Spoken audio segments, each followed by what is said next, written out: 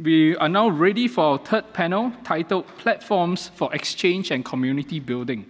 Okay, so now I would like to invite the moderator as well as this panelists on stage. Okay, and this panel will be moderated by Dr. Laurel Teo, who is Senior Research Fellow at IPS.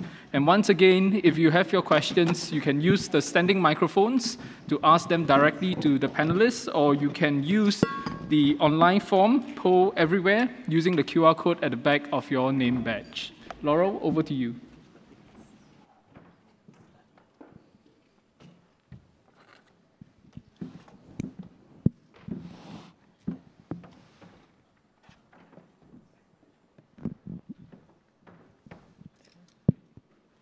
Hi, good afternoon, everyone. Very happy to be here today. My name is Laurel. I'm a Senior Research Fellow with IPS.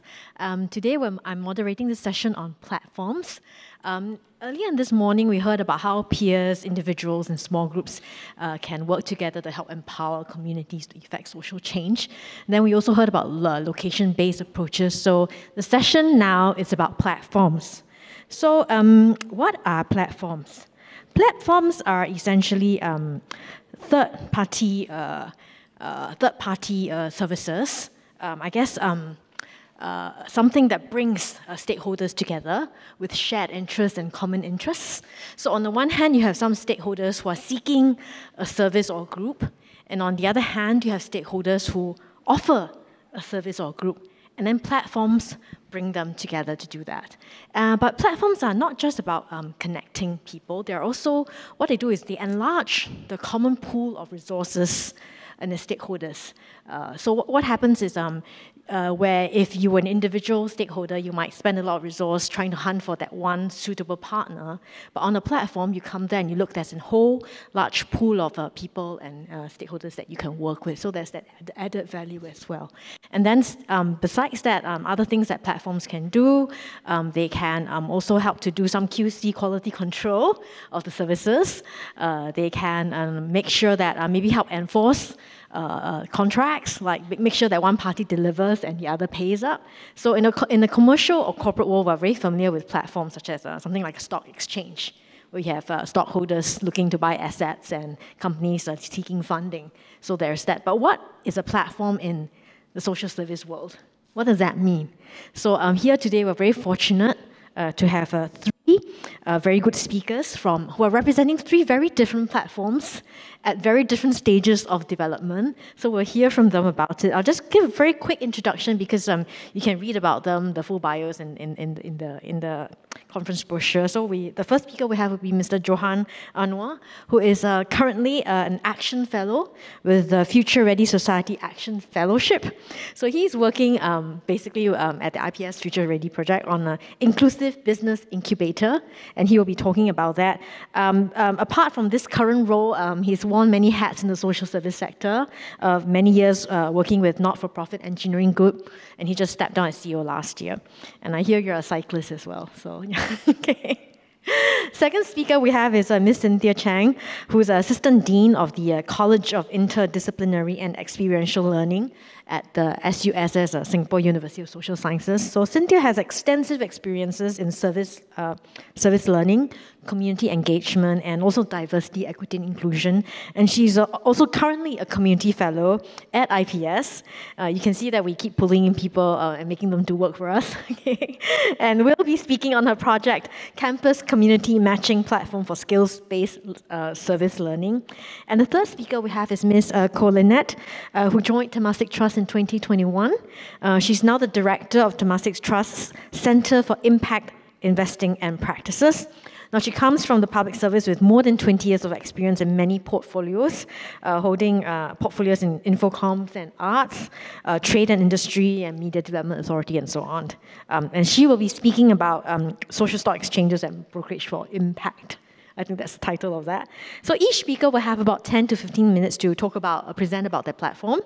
After that, we'll have a short round of discussion among the panelists, and then we'll open up to the floor for about maybe 20 minutes or so of Q&A.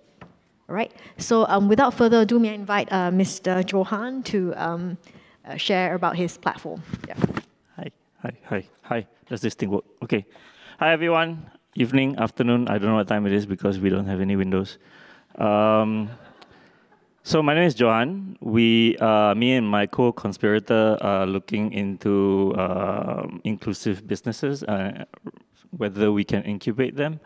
When we were talking about us being in very different stages of running our different platforms, mine is the ideation to incubate an incubator. So we are so early in the stage. This is where the guy and the girl are just figuring out what to put onto the Tinder profile. So we welcome all sorts of ideas to put onto our Tinder profile, and more than happy to have inputs and questions and answers. Because to be honest, I will probably give you more questions than answers, whether you like it or not. Does this thing work? Where do I point? Okay, so the overarching question that we are looking at is whether can we incubate and cultivate businesses that the underserved want to create. Basically, Makcik want to make curry puff because that's much easier for her, is within her skill set, is what she wants to do. Can we create an incubator to promote that, right? So our mission is to assess whether that incubator is viable on many levels, whether there's demand, whether there's a lot of makciks out there who want to make curry puffs. We hear all the stories, right? But we don't actually know what the data is. And then after that, if it is viable, then we are going to create and prototype the incubator. Of course, one of the issues that we are going through is, one of the many issues is that we actually don't know how do you characterize disadvantage. I think most of the people here in this room we will talk to try and get a handle on this, but we will have to create some sort of vertical for whom we are going to serve. And there has been a lot of talk, there has been a lot of people coming out with their own little side hustles or home-based businesses, and especially through the pandemic. And I think what's important is us to separate pandemic, pre-pandemic, pandemic, and now post-pandemic to see whether there is actually demand for this. So we are going to be doing our landscape research. We will start soon. Talking to all the stakeholders who will be part of this and designing the program and then running the incubator itself. So I just very quickly introduced Simon, who is not here because he liked to arrow me to do things, and myself. And I think this is the main goal, that we want to create a sustainable business incubator. And actually, I'm more here to try and pitch a project that I will want to talk to you guys about, basically. Okay, so I think that's me. Yes, thank you.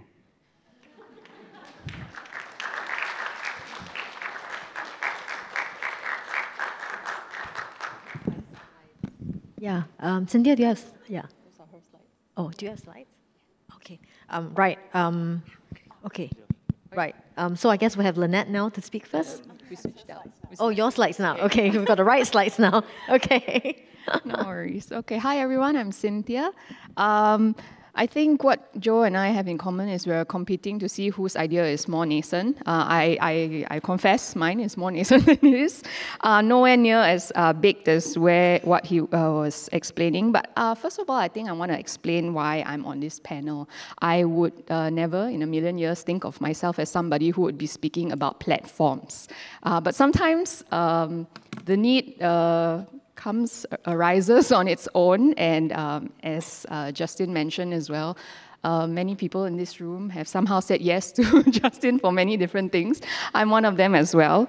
But what I wanted to share is maybe a confession that my experience in this area of platform building comes a couple of years ago when I was, I guess, idealistic enough to think that after Singapore having had 2 decades worth of service learning, that it would be probably the right time for us to start a platform for people to share information, a sort of information depository or repository about service learning, why people chose particular philosophies, strategies, programming decisions of why they did it the way they did it, because it means a lot of different things to different people. Some people think it's volunteering. Some people think it's a whole philosophical change in the way that they engage with community. So many different interpretations of it. And a lot of the early pioneering work was lost in that sense. And so we decided to start a platform for people to share information about it. And that platform is in operation. It's been close to 5 years now. But when I'm very honest with myself, I know it doesn't quite host the volume of resources or get the kind of traction that it could. So when I reflect on why that platform is not living up to its potential, my key takeaway is, and may I borrow the... Thank you. Is this ownership. So what I learned really is that ownership of platforms is really, really key. While I had imagined a platform that was either co-owned by several different organizations with a stake in service learning, or a neutral organization, for reasons that I probably will not go into here, the platform ended up being hosted by one organization. And once that structure was in place, right, once it's launched under that one single organization, no matter how much outreach I do, to other institutions, no one would contribute to the platform. So what I'm sharing here is my abject failure, and that's what qualifies me to sit here, I suppose. And a politician I won't name recently lamented that Singapore institutions have a problem with copying good ideas. This person claimed that although we are so small, and I think we heard it today as well, although we are so small, we aren't terribly good at sharing and adopting ideas from each other. The other problem is also that nobody wants to do something if that idea didn't originate from their institution. Everybody wants to be the organization that does something new and does something original. But this person also said that, you know, when you're talking about economies, right, the fastest growing economies are the ones where people are borrowing and building upon what already exists. I think Dennis this morning also mentioned rethinking improvement within, between, and beyond schools, right?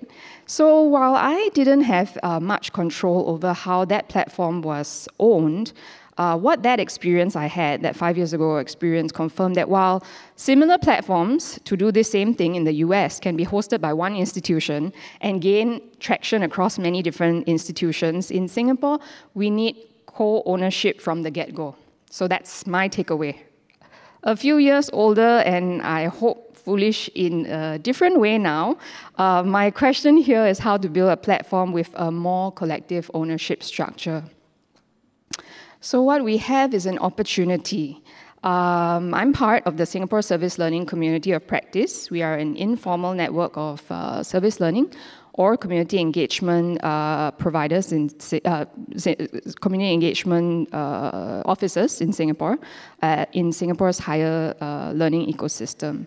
And this community of practice facilitates exchange, learning, and collaboration among members.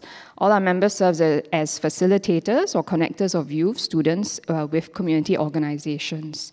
Last year, I mentioned that our ideal partners are the ones who are looking to groom advocates and invest resources, and ideally have a strategy for why they choose to work with a specific group of students or individuals from an institution. For example, they might want to be reaching out to early childhood majors or human resource majors before they go out to become professionals in their professions, right? And so that's their very strategic way of doing outreach. And that led to this question: what if we could build a platform that could connect organizations with all the IHLs? The challenge we have now is that in most of the cases, each organization's collaboration with every IHL is separate. And then secondly, when organizations work with students from multiple different IHLs, sometimes these students are often assigned to the same tasks. If they're business majors or if they're social work majors, they're still asked to do the same thing. And then also the last one is that if you already have an existing relationship with an IHL, it seems to be simpler to just work with the same IHL rather than search for a different IHL with students in a specific major that might be exactly what you're looking for.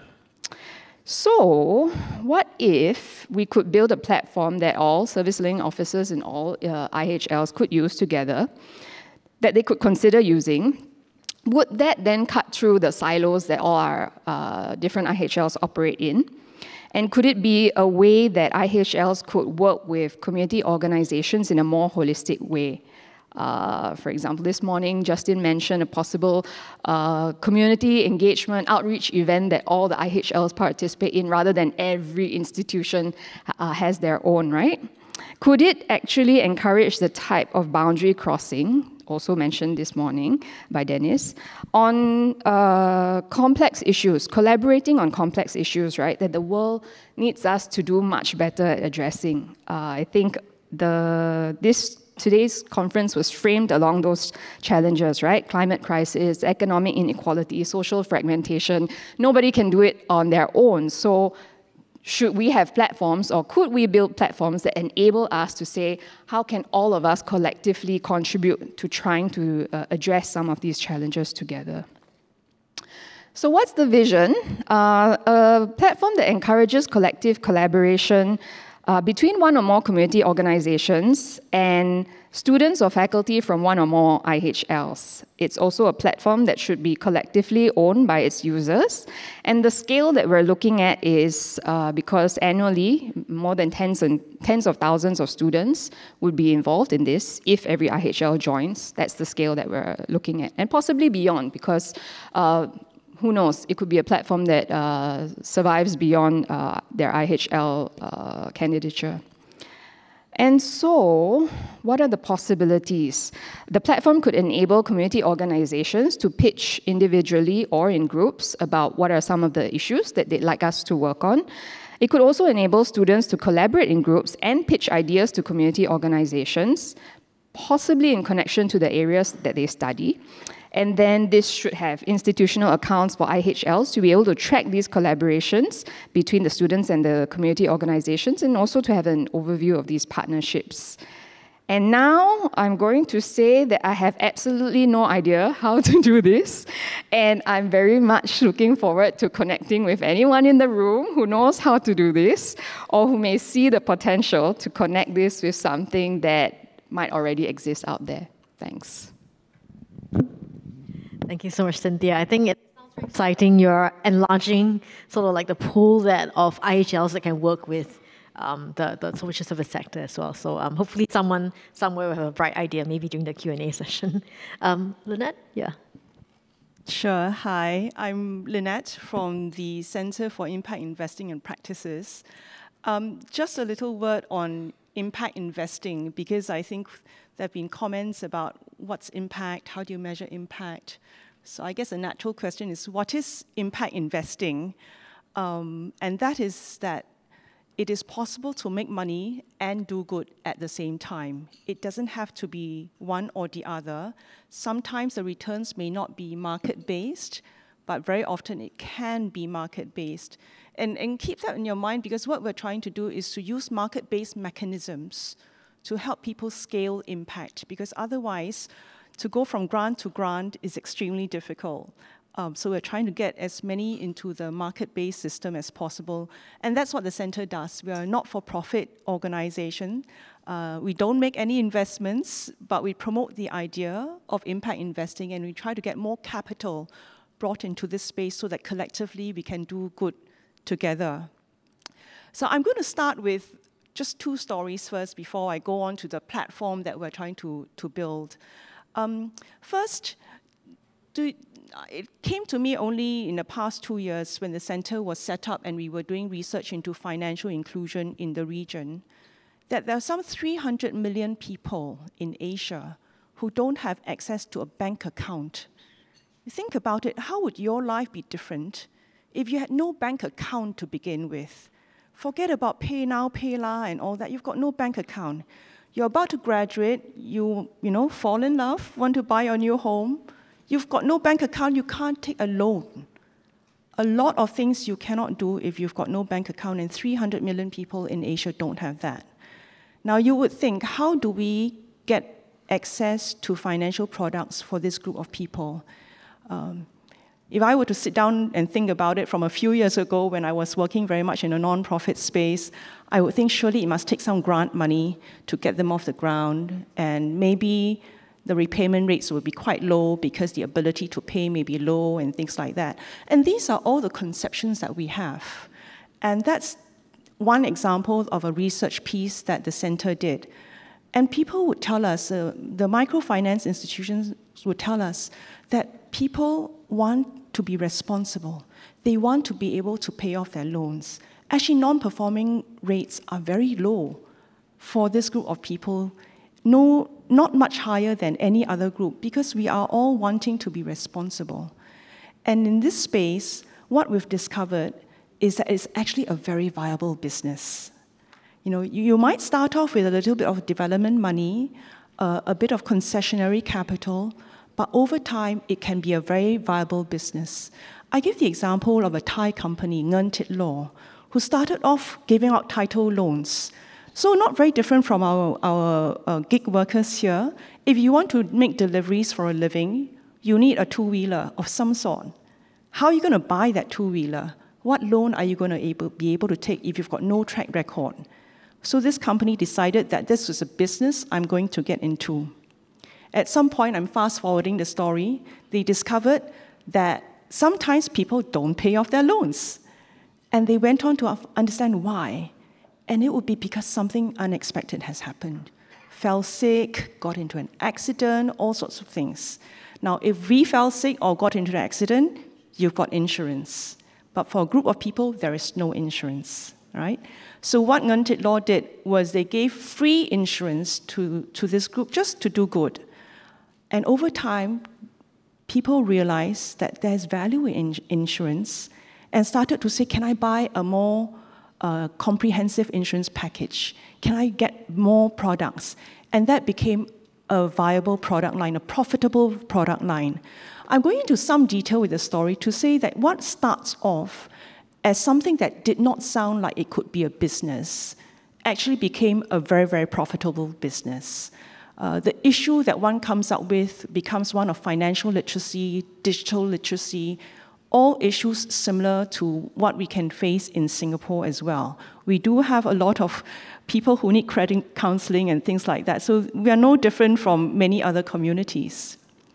I give another story of enrichment programs. You know, in Singapore, we're all so stressed, right? Education is so important. You know, give your kids as much enrichment programs as possible and all that, so that they can make it to this school, that school. Issue is, what if you can't afford that in enrichment program? No different from a company in India, where to get to a certain IHL, you do need enrichment programs. You do need to go for prep classes. But if you're from a tier 3 city, you can't afford it, it's going to be really tough. But if you're a tier 3 city, not earning very much, how can you afford enrichment programs? Well, a company called Vedantu discovered how to do it in a profitable way, discovered how to organize teaching resources so that you maximize quality of teaching and yet increase reach to people who are earning hundreds of dollars a month and not able to pay very much for enrichment classes. So not compromising on quality, but still giving access to a lot more people a certain service. And this is a company that an impact fund has invested into. Clearly, it is making good money, worthy of an investor to come in.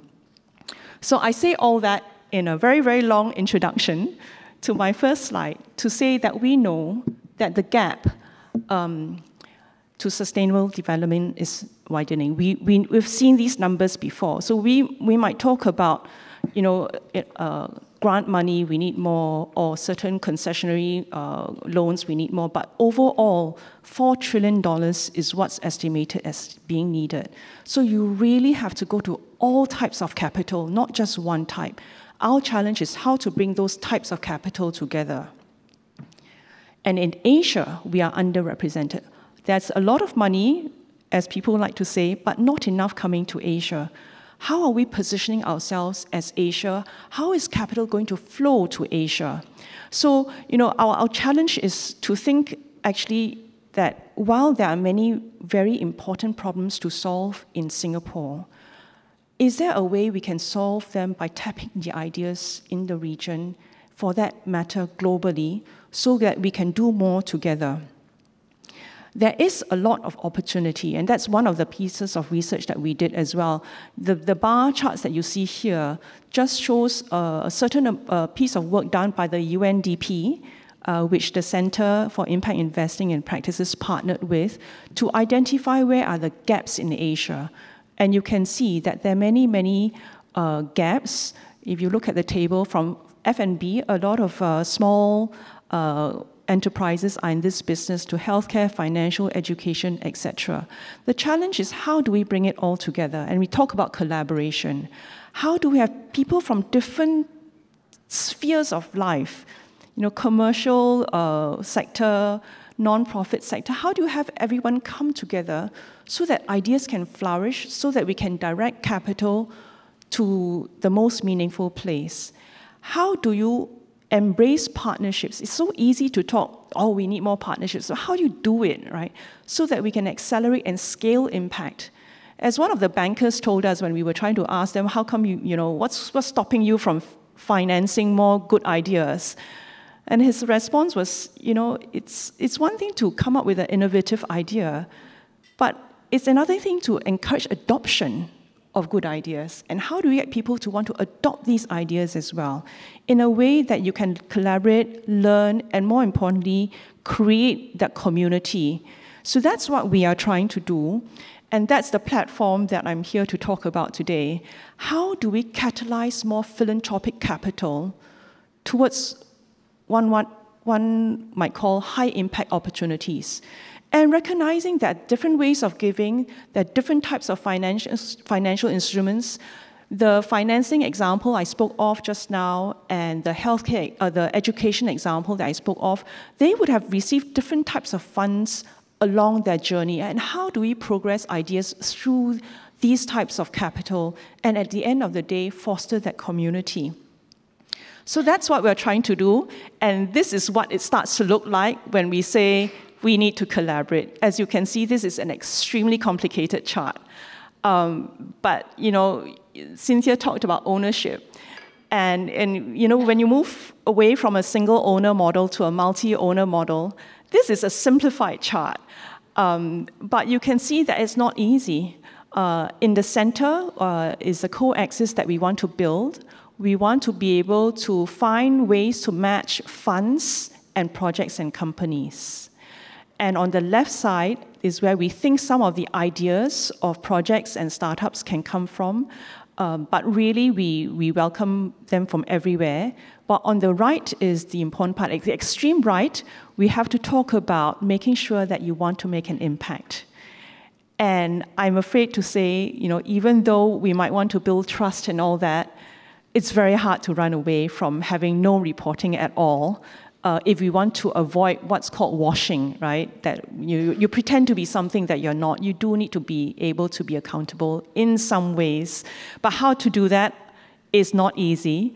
So you look at the features. We want to have advisors, the community and network coming in, training, capacity building, monitoring, etc.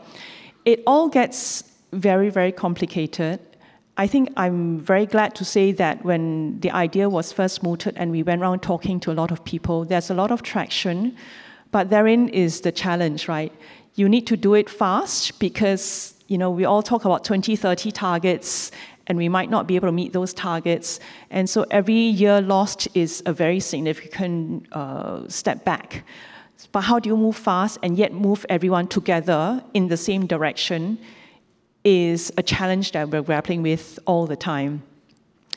But we still have this goal to build the co-axis, the collaborative exchange for impact and sustainability, as a hub to catalyze capital, spark ideas, spur innovation. And we try to simplify it. You saw that complicated chart about the different types of parties that need to come together. But at the end of the day, it's different strokes for different folks, right? You might be in a stage where you really need a pure grant to get your idea going. But at some point, maybe we should think about charging a little bit for a service, because people want to live with dignity. Not everyone is comfortable to stay at a certain stage and they want to be able to move on. And at that point, the idea of being able to charge for a certain service, however small the amount, so that you can recover that grant maybe, or maybe some concessionary debt, etc. So all sorts of instruments that are possible, all sorts of project types across different themes, across different geographies, because we all have something to learn from each other. So that's the kind of platform we're trying to build. We will start with a philanthropic focus first. That is something that we feel is very, very important to get off the ground, starting with matches of grants and possibly recoverable grants. Because as someone mentioned to me as I was talking to a bunch of family office reps some weeks back, there is a fear that as the world becomes more competitive, that the divide comes to our world as well, that unless you're a big organization with high visibility, it's going to be really, really hard for you to fight for that grant. So that's where we want to remove the information asymmetries as much as possible so that we can match the givers and the receivers in a way that you can amplify the impact. But over time, we want to also be able to discover how to move along that spectrum of capital. So in a first instance, this is what we think it might look like, but we're in the process of trying to design that platform.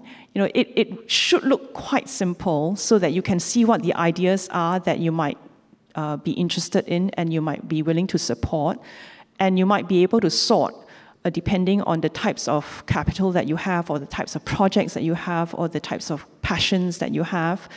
But to be able to move from different sources of capital over time will be important. So we do also have outcomes that we've identified for the donors and investors, as well as the projects and fundraisers.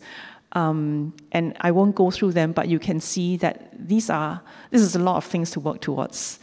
And so we do have to stage it, and this is how we're staging it.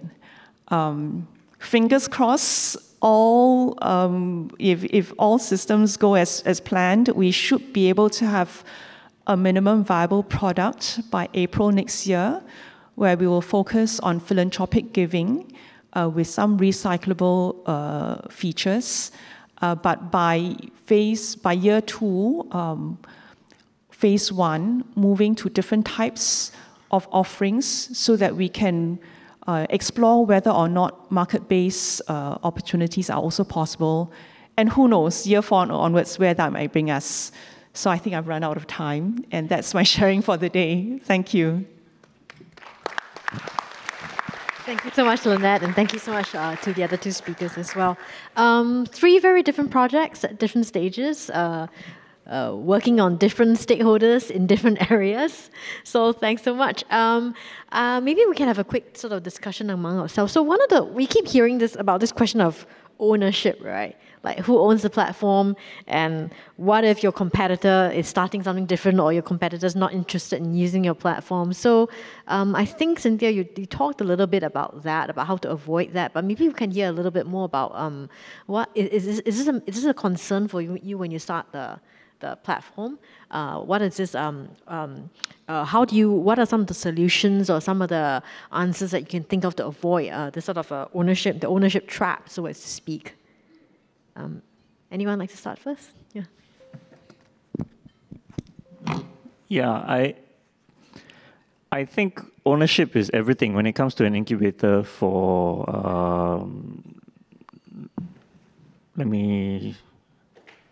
let's say just low-income community. Right?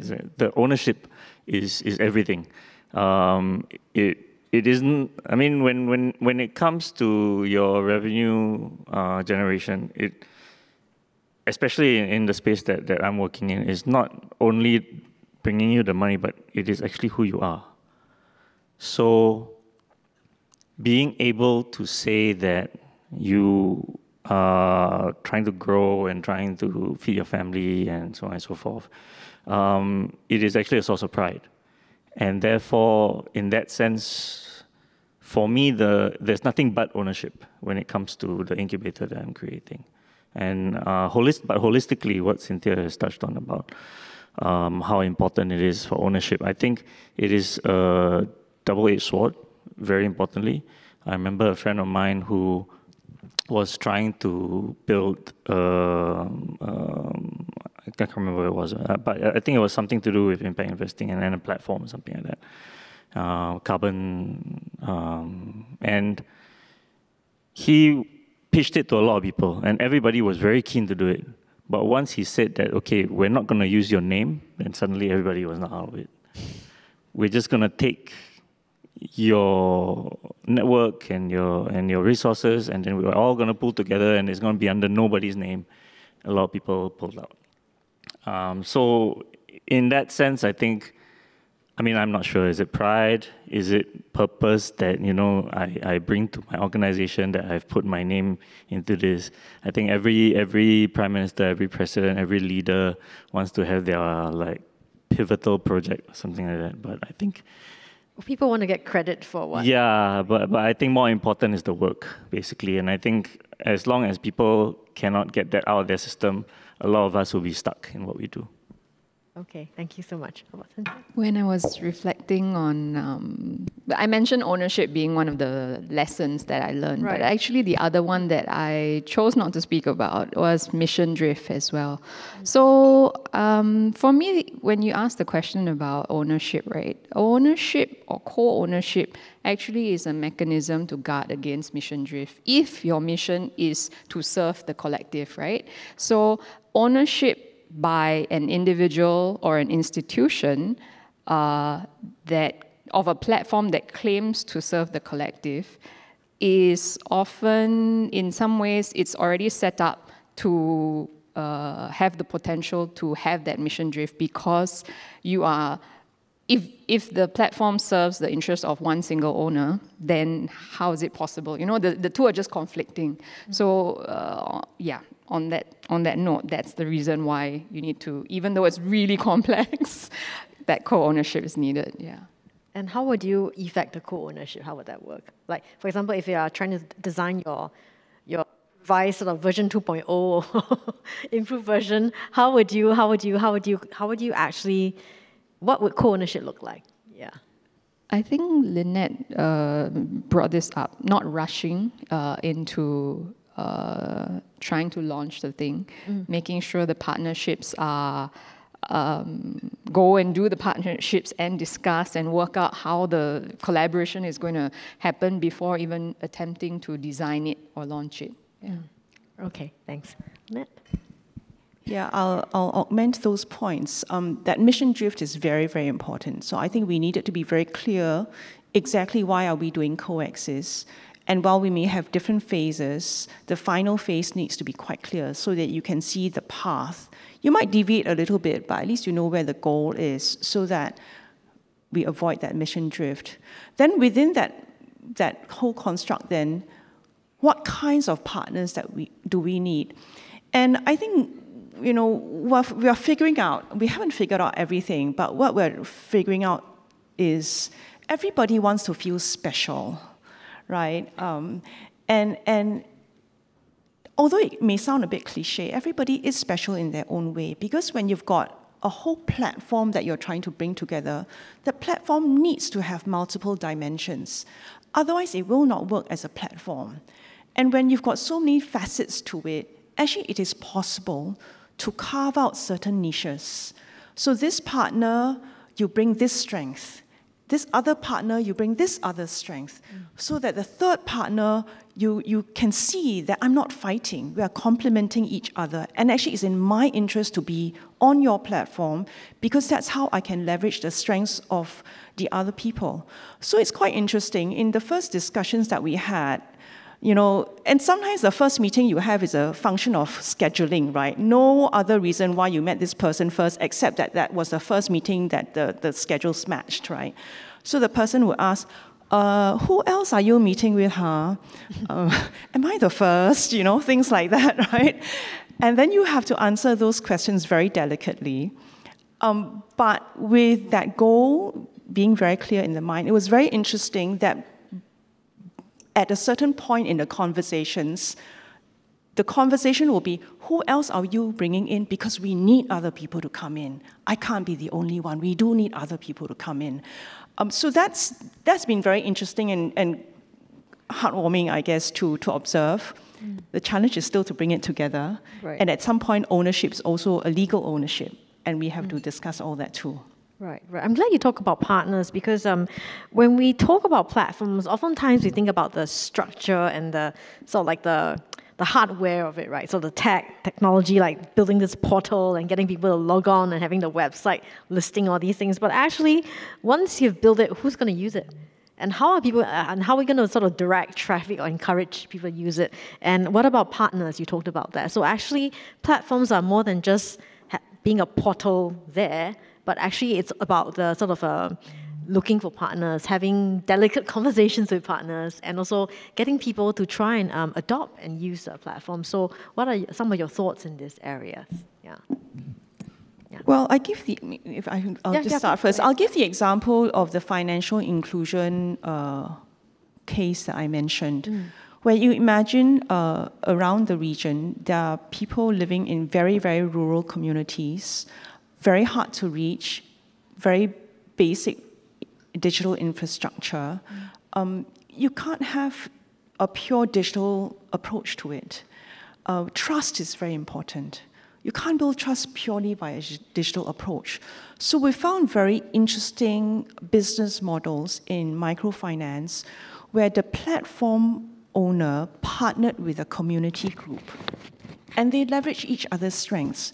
So when the community person goes to a certain potential customer, you're talking about the idea of why a bank account is useful, why you might need that loan, and it's okay, you will be able to pay off that loan. But after that, when you're all ready to access your first bank account and loan, the digital platform kicks in. And you don't have to worry about it because you've partnered with someone else who's got that platform. So we called it a phygital approach, physical plus digital, and it worked very well in the microfinance world. And I think it'll be the same. In any platform that you create, people still want that physical sense of belonging. So in our minds, the platform, while digital, will have to have a lot of community elements. And that's how you bring it together. Right. Okay, thank you. And Johann, did you have anything to say about that, especially the community element? I think that, well, down to the level of work that we are doing, which is really one-to-one to people. What is imperative is that we talk to individuals, in which case then we actually need a lot of resources, not just money, but also a lot of manpower, a lot of time, a lot of people with sufficient EQ to garner the information that is needed, right?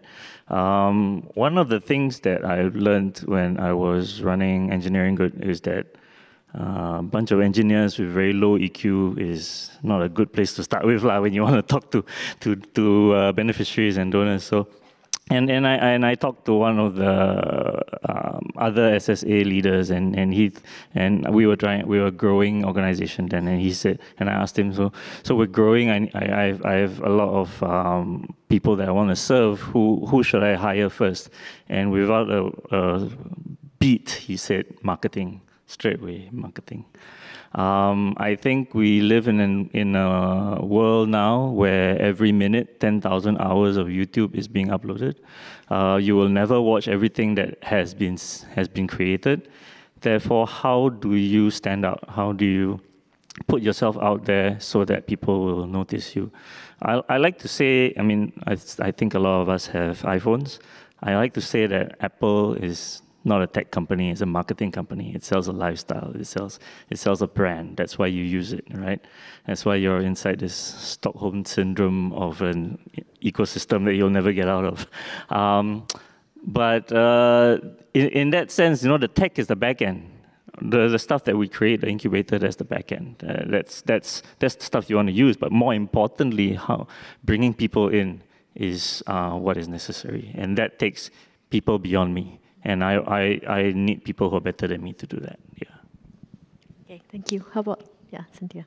In my case, I think the very common way to solve this problem is just let's go to get a vendor, right? Let's just outsource the thing, and somebody can like build this platform. It's very, very common. We do it all the time.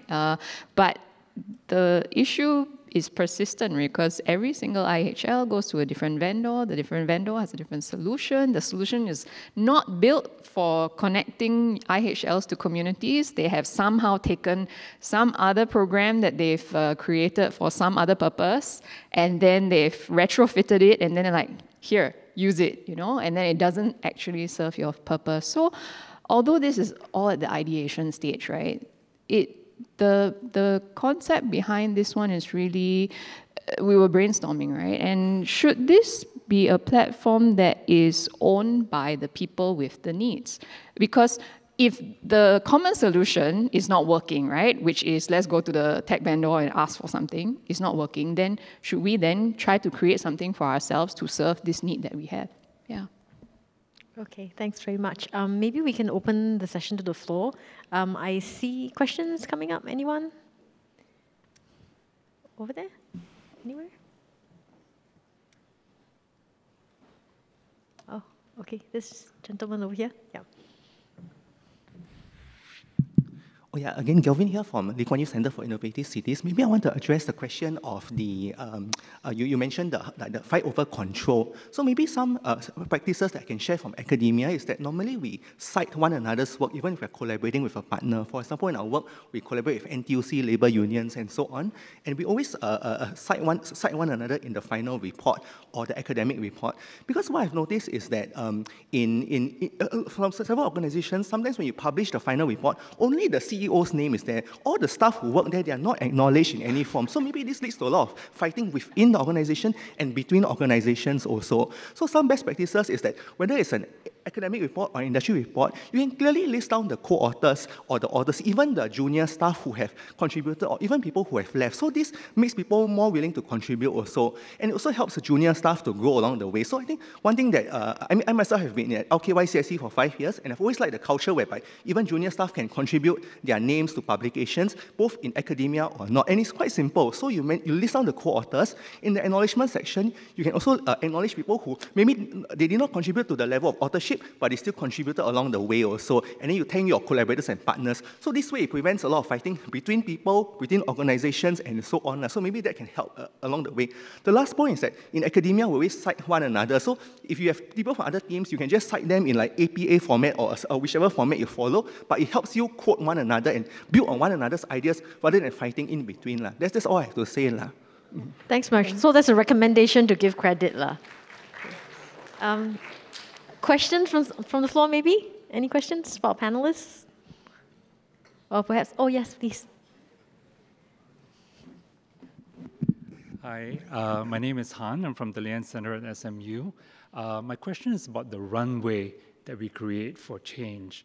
And I get a sense that very often we don't have a long enough runway to create change before we say, okay, your KPIs are up, you haven't met them, out you go. I wonder if there's a way for us to kind of redefine this way of innovation, right? Because when we're putting up a platform, we're trying something new, right? And that's why we also want to create opportunities for failure so that we can learn from it and iterate it. So when we take a very user-centered design to approach a problem, it's your resource mapping, asset mapping, it's you're building a theory of change, then you're going to the community to get feedback from your users, and then you're getting them back to validate your solutions. That process is very long, right? And it requires us to really build a much longer runway in order to create a future-ready society. I wonder if you have any comments or inputs on how we can change or even redefine this runway, because I get a sense that organizations don't have a long enough runway, and especially with the funding cycles that they have to work around. And I wonder if you have some inputs or comments about that. Yeah, so how do we get rid of the sort of short-termism that's plaguing us? Yeah, get by it, because very often we want it faster, quicker, now, tomorrow, yesterday. Right? Right. So how do we get people to think and adopt and implement longer term? Thoughts from the panelists? One of the things that I like to, when I speak to young people, I'm not that old, just trying to, is that what I would like them to do is try. Try and fail, try again. Because failing is one of the best ways to learn. I think a lot of us know this. I think a lot of us know this from experience. I think a lot of us has failed, hopefully. But one thing that we don't do is practice what we preach. We still look down on people who didn't do well in life. We still look upon people's academic results, you know, as A's being better than B's and C's and F's. At the end of the day, I think we, as a people, as a society, as a culture, need to be able to embrace that, being able to embrace that we want people to try. And when we want people to try, there will be people who fail. And we don't look at the people who fail as if they are not worth our time or our employment or our opportunity as much as anybody else. But in fact, if you failed and if you tried, then I think you've done stuff. I was going through some scholarship applications a while ago, and one of the things that stuck out to me is that there's the organizations that are taking these scholarships, they are looking less and less at the academic criteria, at the academic results, but more and more at the portfolio, more and more at what the person has done in life. And although I think this is a step forward, I do think it's a double-edged sword, because then everybody will be stressed and to always do stuff. I think that this is the way it should be, that we should try and promote people to do things, and maybe they fail, it's okay, right? One of the things that I tell my staff when they come in is, what we preach is, do first, ask for forgiveness later. You step on a lot of toes, but you get stuff done. And sometimes it hurts people's pride when, you know, the toes you step on are theirs. But that's something I feel, again, as a culture, as a society, we need to learn. So to answer your question, I think the change has to come from within. We can change and make things faster and organize change and do things faster, but we have to allow it. I think a lot of the issues come from within. Yeah. Okay. Sorry. Yeah, no, thank you so much. And Cynthia, you shared very candidly about your abject failure on your first platform project. So I'm sure you have some thoughts on this. Yeah, thanks so much for that question. I think my being here and being given another chance to try something else is a really great testimony to our enabling ecosystem here. And I thought also that although maybe this is not very common in our funding space yet, the whole idea of having future-ready society, and I'm not being paid to plug anything here, but the whole idea of this future-ready society and the kinds of, even if it's a nascent idea, come and pitch this idea, let's see what can generate out of that, right? Is that kind of supportive, potentially supportive ecosystem that can enable that longer runway to happen. But the other thing, I think, coming from an educator's perspective as well, right, is the idea of how do we learn well from that failure? Because it's one thing to encourage failure, but if we are not consciously being aware of, did I push the risk boundaries enough? And what was risky about this? What am I consciously aware of that was a risk? And then this part failed, and then what is my reflection? And what would I try to do differently next time? All these different areas of reflection, right? Then maybe that failure can be considered a waste. It could be considered a waste. So I don't think we should always glorify failure, but at the same time, how is failure productive for us, and what are we taking away and using? Okay, so it's okay to fail, but fail productively. Yeah. And we have to define that, right? What is productive failure for ourselves? Yeah. Okay, Lynette? Yeah. I'm going to use, I don't know if it's the right term, reverse competition. Because after all, we're talking about platforms, and platforms is where you can bring a lot of information up front so that people can see how they compare with each other, because after all, human beings are competitive, right?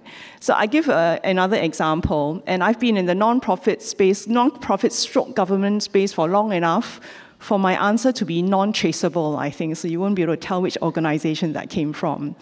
But I was in a position of, having put in some funding into a certain project, and, as usual, coming from Singapore, I'd say, driving a hard line about timeline, KPIs, milestone reports, etc., and having a discussion with the party on, what can we expect by when, right? And I knew I wasn't the only funder for that project. And it happened that I was able to have a chat on one occasion with the other funder, because we were all then in Singapore together, and this funder was not from Singapore. And I asked him, so, what is your requirement for this fundee? And he said, oh, I give them a free rein. Whatever, I trust them, can already. And I thought, here I am with all those things, and here is the alternative funder saying, I trust them, whatever, And so that shows you, wow, it's such a different way of looking at a fundee. The person has established trust, and this is approach. And that caused me to pause and think, am I doing more harm than good by having all these milestones and KPIs and timelines? So competitive in a way, but also learn, right? We learn that there are different ways of doing things, and the platform, I think, opens our eyes to other ways of doing things. Because sometimes you do need to be fast, sometimes you don't need to be fast. And hopefully the platform can help us learn when to be what. Okay, great. That's a fantastic story there. Any other questions from the floor? Oh, great. Yes, please.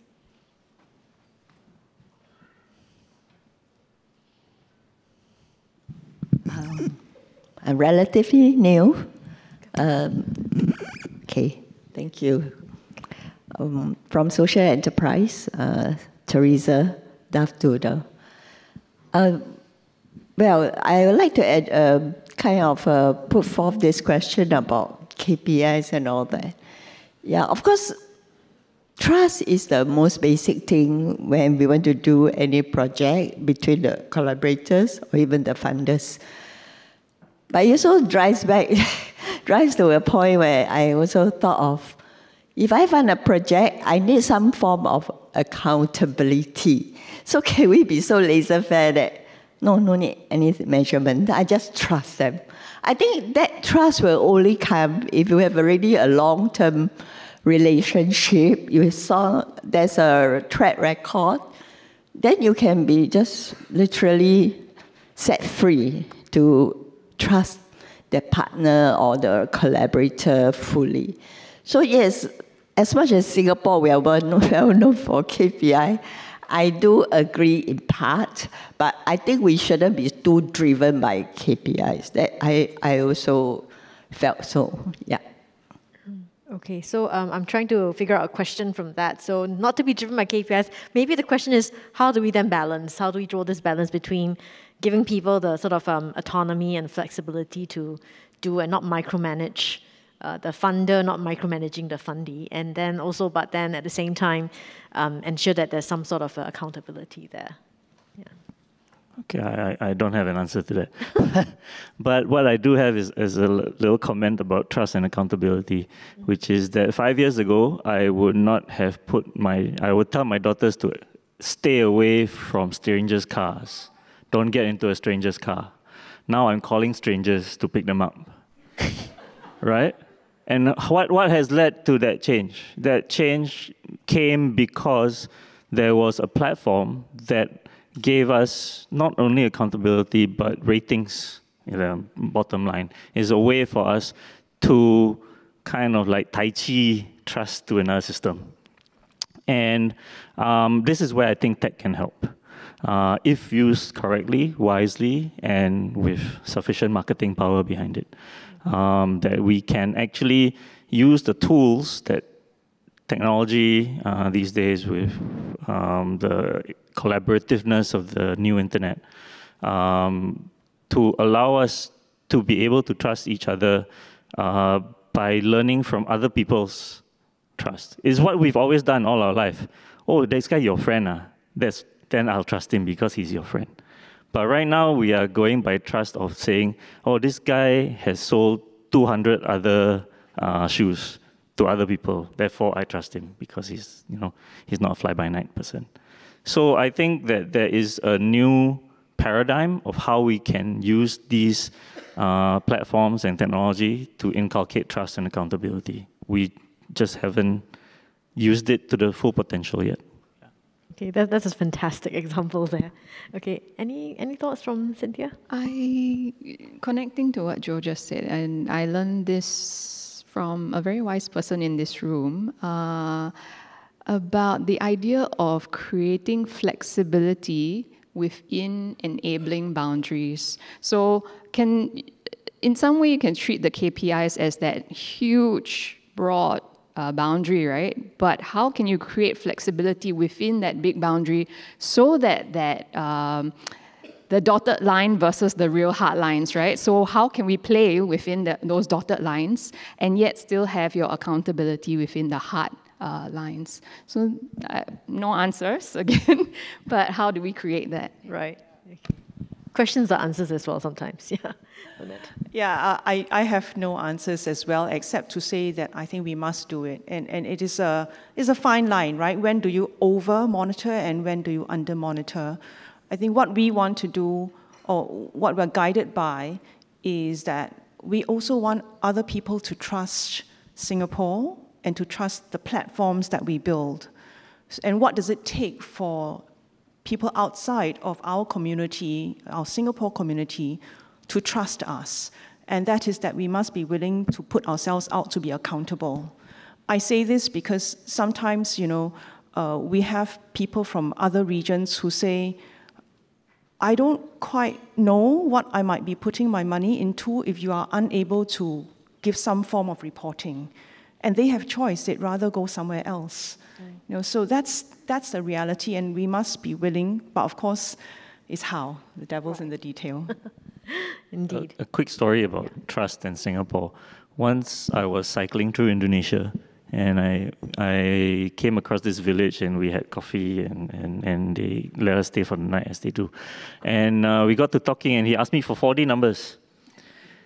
And I'm like, why would you ask me for 4D numbers? And it turns out that they used the Singaporean 4D numbers for their own district lottery. Why do they do that? It's because they trust Singapore.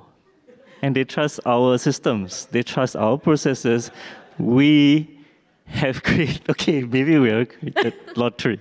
But they trust that we will not cheat them to a certain extent, right? So what I'm trying to say here is not buy 4D, please don't. Although Tote Board is here, so buy 4D. But that Singapore is a unique place where we have the eyes and ears of people, where we inherently have the trust of people. It used to be when we were growing up in the 70s and 80s, made in Japan, that's like trust, right? Now Singapore is in that position. I think a lot of us don't know how lucky we are to be in that position, especially the young people in this room. Please, you're very lucky to be here. Please use it. Thank you. We have 4 minutes left. One last question. Anybody from the floor? Burning question you'd like to ask the panel? Going once, going twice? Okay, no. Well, then I'll ask the panels, maybe one last question from each of you. What is maybe a call to action, perhaps, you have? Oh. All thinking. Okay, I'll start. But not quite a call to action, but more a reflection on platforms. We speak of platforms, and instinctively we think about online platforms. But I think we're able to think about that because we have the physical platform already. Right. Platforms like this, communities that each of us have built and want to expand and overlap with other communities. And that is how we get to be able to think about an online platform and to think that it will succeed. So one can never replace the other, and we should not go too much one way or the other. Okay, very good advice. I think we didn't get to talking about this, but perhaps one thing to share about platforms is to be very conscious of who is included and who is excluded from platforms, and what's the risk of building a particular platform in a particular way when we, the unintended consequences of who we exclude from what we build. So access, keeping that in mind, yeah. I think I would like to get people to take away from what I've just said is that the only constant is change, and we're in this place in time where change is so abrupt that we have the challenge of keeping our minds open to the kind of lives that the younger people now are living and the kind of lives that we have led, and being able to keep a mind so open so that they can grow in their space, which is totally new, very different from what we have. And I think that is going to be very challenging on all of us, and not only us, but on our systems and our processes. Okay, thank you very much. With that, we will close this session. Thank you so much, everyone. Thank you to our speakers once again for sharing their very interesting stories and experiences. Yeah, thank you.